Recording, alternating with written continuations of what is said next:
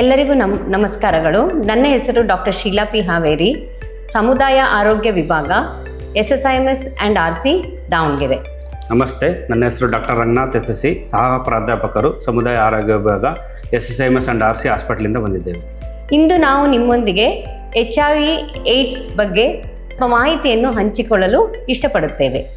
HIV ಅಂದರೆ human immune deficiency virus ಒಂದು ಗಂಭೀರವಾದ ಭಯಂಕರವಾದ ರೋಗವಾಗಿದ್ದು, ಇದು ಸಮಾಜದಲ್ಲಿ ಅಸ್ಪೃಶ್ಯತೆ ಮತ್ತು ಕಳಂಕವನ್ನು ಹೊಂದಿದೆ.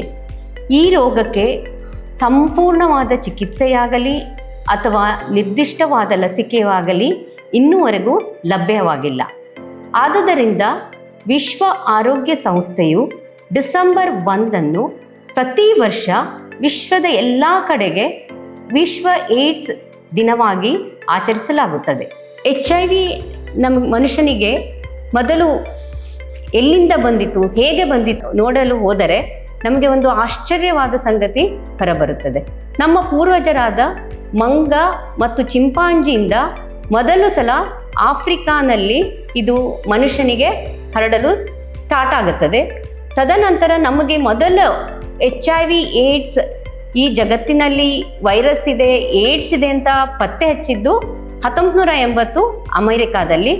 ಇನ್ನು ಇಂಡಿಯಾದಲ್ಲಿ ನೋಡಕ್ಕೆ ಹೋದರೆ 1986ರಲ್ಲಿ ಮೊದಲ ಸಲ HIV ಇರುವುದು ಚೆನ್ನೈನಲ್ಲಿ ಗೊತ್ತಾಯಿತು.